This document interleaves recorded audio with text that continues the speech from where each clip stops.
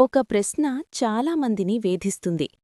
కృష్ణుడు దేవుడైతే ఎందుకు పాండవులను నేరుగా కాపాడలేదు?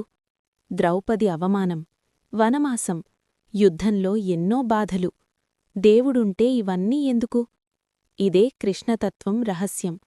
కృష్ణుడు చెప్పాడు, నేను ధర్మాన్ని నడిపిస్తాను, కాని నీ కర్మను నేను చెయ్యను. కృష్ణుడు పాండవుల రథసారథి అయ్యాడు, ఖడ్గమెత్తలేదు, యుద్ధం చేయలేదు.